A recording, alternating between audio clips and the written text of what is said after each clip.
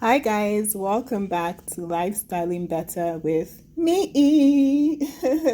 Today I want us to have a chit chat because a lot has been happening on these internet streets, on this celebrity streets. And no, my channel is not a celebrity gossip channel, but I'm interested in this one. Y'all know I love to watch movies and review movies, and I feel like the drama originated from a movie, so I qualify, right, guys? I qualify to to talk about this drama because it is somewhat tangentially related to my topics, okay? So let me claim this one. What I want to talk about is It Ends With Us and all the drama surrounding It Ends With Us. I know. Justin Baldoni, Blake Lively, Ryan Reynolds, apparently Taylor Swift is in the mix. Yes, I want to talk about it all. Okay, so I watched It Ends With Us last year. I watched it late last year when it came out, when it was all the rave and all. And I just thought, this is interesting. This is a movie with Blake Lively. I don't remember when last I've seen her in a movie or if I've ever seen her in a movie. No shade, but like seriously. And it was cool because her husband also had a movie out around that time, Deadpool. I watched both of them. I and my friend. We supported the movie and all of that good stuff.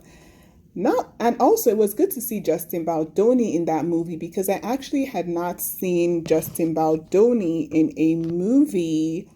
Well, not even in a movie, in a series since Jane the Virgin. Do y'all remember Jane the Virgin? Yeah, he was one of the male lead characters, if not the male lead character in the series.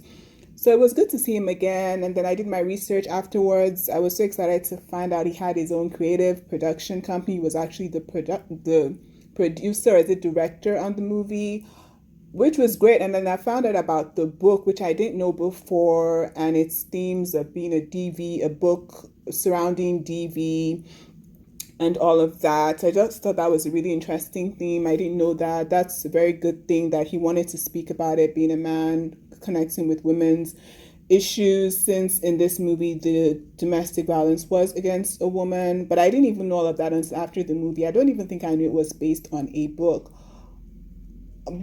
Not long after all of that, things started to get weird. Okay, I noticed that Blake Lively in her rounds for this movie wasn't talking about the DV aspect about it at all, which I thought was really strange. It was like, why is she not talking about it? I also noticed she was never in any interviews with Justin Baldoni. She was always in interviews with the other guy in the movie who played like a secondary role, not a lead role, right? The older character of the guy didn't play a lead role. His younger character maybe, but not really the older character. And Justin Baldoni is like the creator of the movie, so a producer, a director. Forgive me, I'm probably not saying that right, but I just thought it was weird that they were not together in anything. But the movie itself was enjoyable. It's one of movies I can typically tell watching a movie 10 minutes in what the end is going to be. But the whole domestic violence aspect of this movie took me by surprise. I did not see that coming because it came in such a subtle way, and it shows the different ways and shades in which abuse can present itself, and how it can be really difficult to leave, and how leaving is the best thing to do for you and yourself to have a happy, healthy relationship for yourself and your children, if you do have children in the relationship. And there was a daughter that came out as a product of their relationship slash marriage and all of that.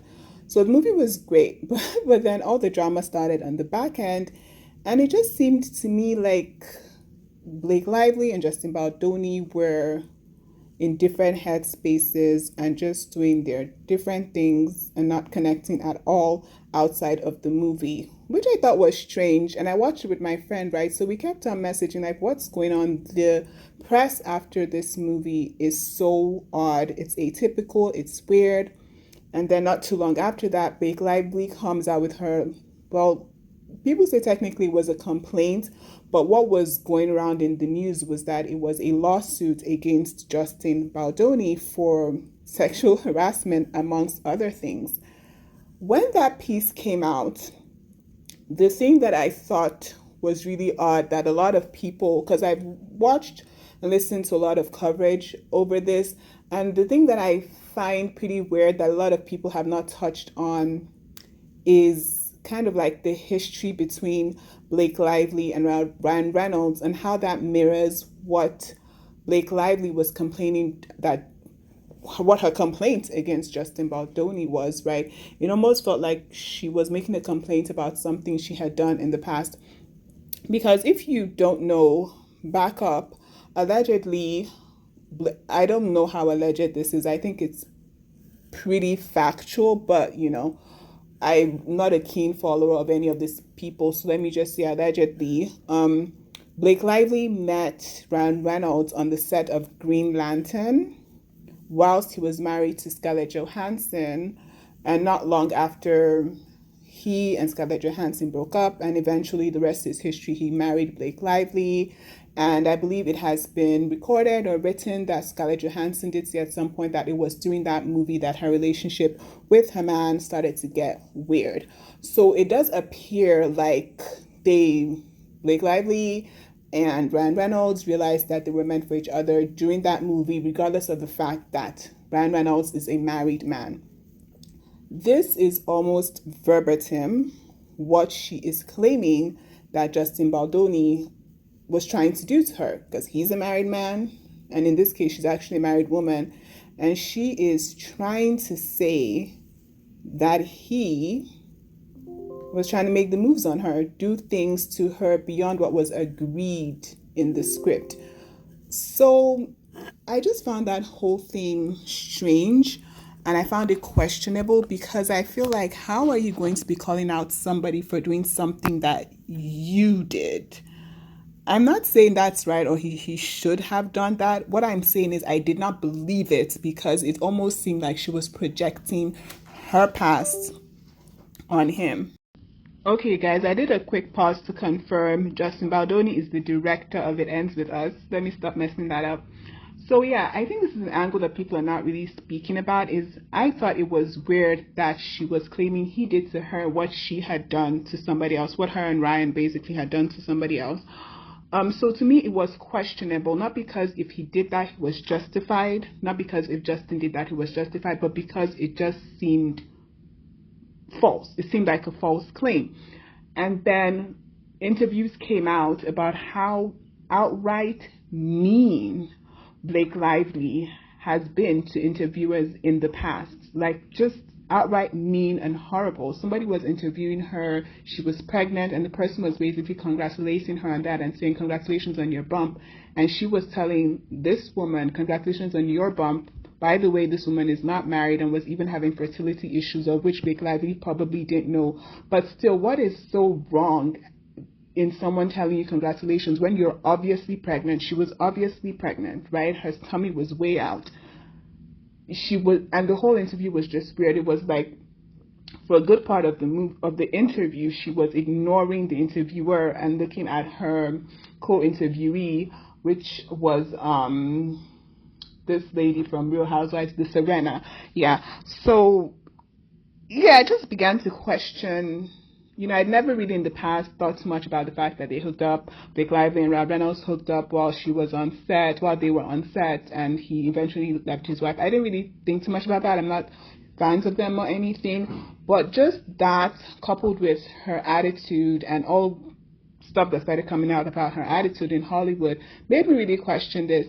And I just told my friend, look, listen, regardless of how Blake Lively is or what she does or her attitude or her behavior, I really hope she is not coming out here in these streets to make a false sexual harassment allegation against this guy just because she can. Like, I really just don't want to believe that she's doing that. I don't want to believe that that is the case. I remember saying that. And then, fast forward to this year, not too long ago, the whole house of cards comes crumbling down, like literally. it has become exposed on so many levels and by so many people that this was all a setup, a very calculated setup to try to take over Justin's film. And I feel so bad for Justin because, like I said, I don't know any other thing he's been in other than the series Jane the Virgin. So I feel like he's also making his way. He's been able to get this Wayfarer Studios going on, and he was able to get this project that is really, I feel like, a big project. I heard they made a lot of money from the movie, but everything has just been tainted by this whole scandal with Blake. So I feel like even when they were doing the rounds in the press for the movie, it was so evident that her and Ryan were taking over everything. They were the people you were seeing everywhere. And I was like, where is Justin? Come to find out he's in a basement when they're like doing the red carpet of the movie, like the premiere or whatever. It's insane what happened. Basically, he was sidelined and sidetracked because he's this, newbie, upcomer, has no clout, and they could just railroad him, which they could probably not do to anybody else. Because, I mean, let's be honest, what movie do you remember Blake Lively having been in? Okay, Green Lantern, how many years ago? People say she was in Gossip Girl. I never watched that. But I don't know her to be this, like, amazing actress, right? So it's kind of like they were trying to use this whole scenario to be her come up, her reintroduction into society, and for some reason they really felt the need to destroy Justin in the process because he started to get a lot of fallout, and I really have to applaud him for keeping quiet for so long because he got so much fallout from this whole thing. Like, he lost endorsements. I heard his podcast co-host basically left him. Like, he lost a lot. I feel like that's even the least of it.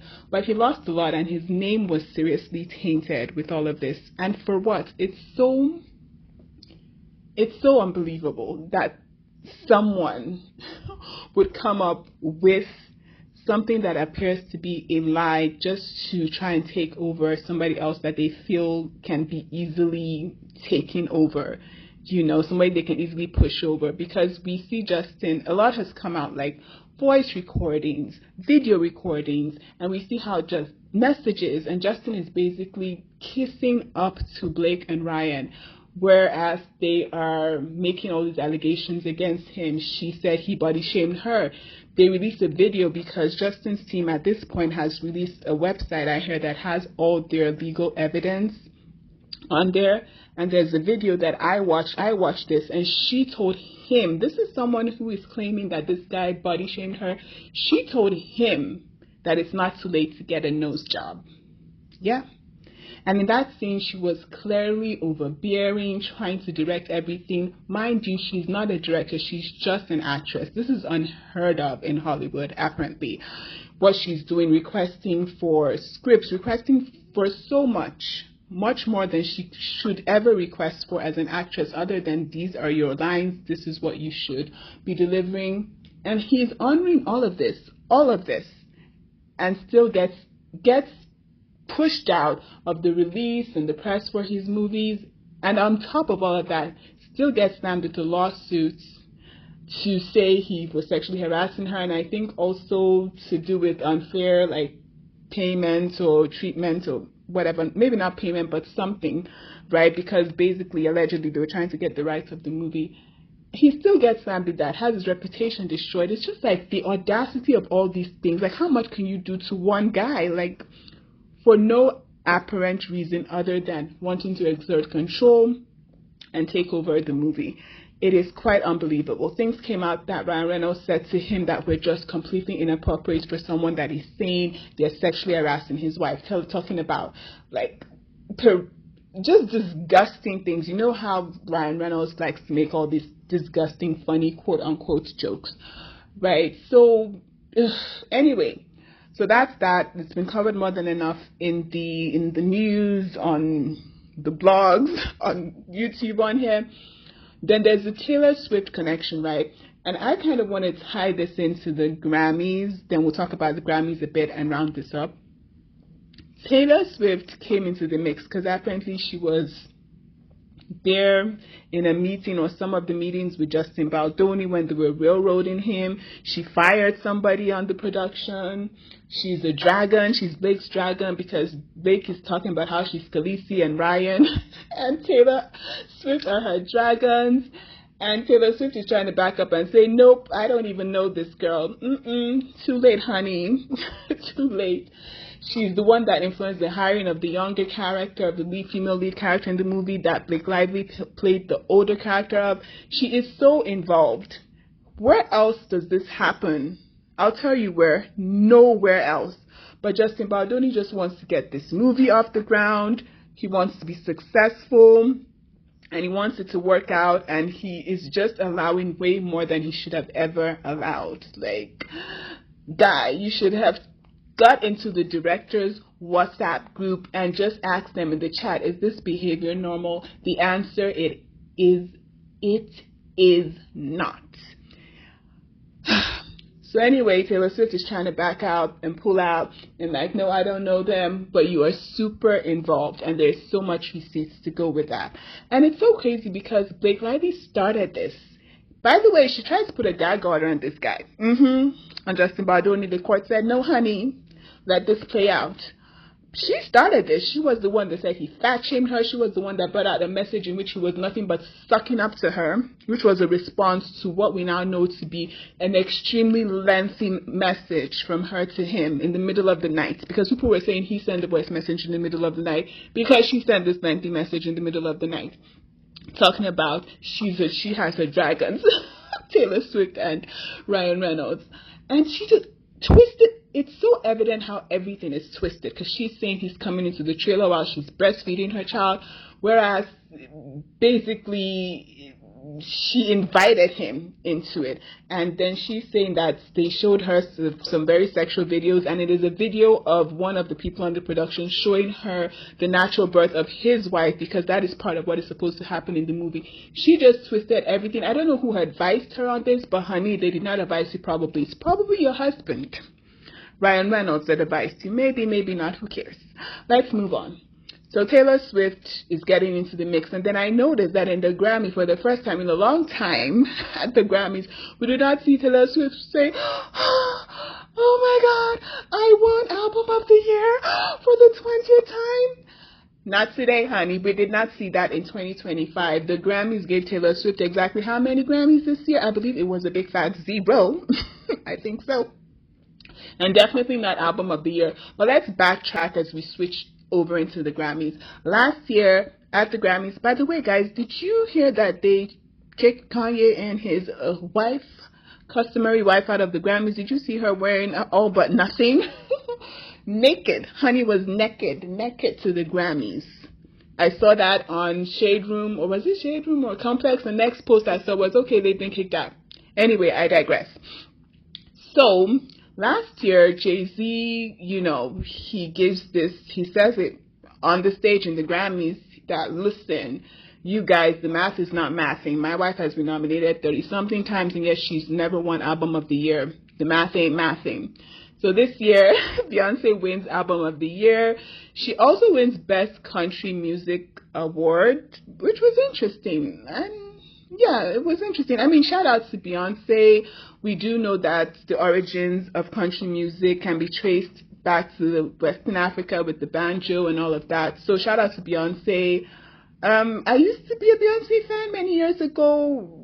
At this point, I'm not so much a Beyonce fan or not a Beyonce fan. I'm just neutral. I can't say I really listened to the country album extensively. Some of the songs that I did listen to, I think they were the ones she performed at the halftime show in Texas last year. I think that was Christmas Day or the day after. It didn't sound super country to me, but I'm not like a country buff, right? The most I know about country music is I attended a Carrie Underwood concert last year, and it didn't seem a lot like what Beyonce did in that album. But it was great that she won Album of the Year. I don't really know about the country thing, but I did think it was interesting how when she won the Country Music Award, she's acting so surprised, and people are saying, your hubby paid for this.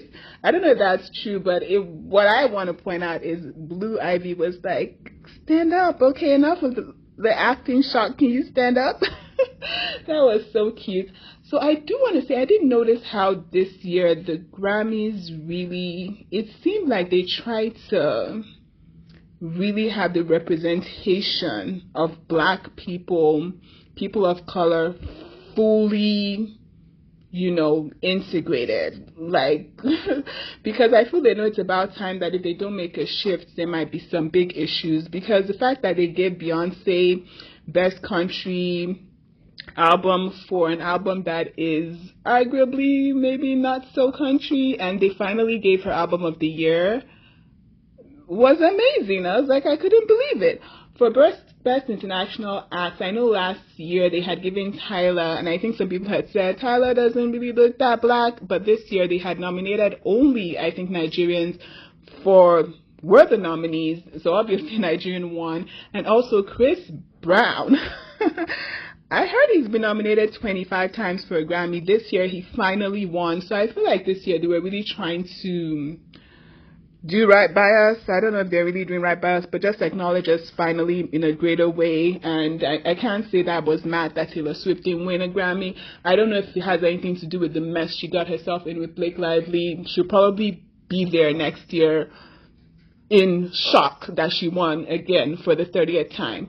But anyway, Taylor Swift had an amazing year with her tour, the Tortured Poets Department, or whatever it's called, her tour, her album tour, or whatever. So she's not hurting. She is doing really good.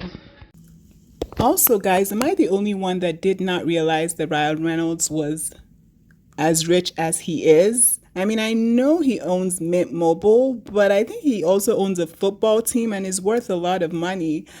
It's like that Canadian came to America and was like, I'm taking y'all's money and I'm going to tell all y'all what to do. Anyway, guys, I hope you enjoyed this chit chat, just listening to all the craziness that's been happening from It Ends With Us and watching the Grammys. I had these thoughts and wanted to share. I think at this point, I want to actually just read the series It Ends With Us, because I don't know when we're going to get or if we're going to get the sequels at this point. And also, apparently, Blake and Ryan really changed the essence of the movie, especially a rooftop scene in the movie. So it's not really as raw as it was originally supposed to be. But Justin Baldoni just let them change whatever they wanted. So they did. So yeah, who wants to read the book with me? Do you think we'll get a sequel? What do you think will happen in the long term?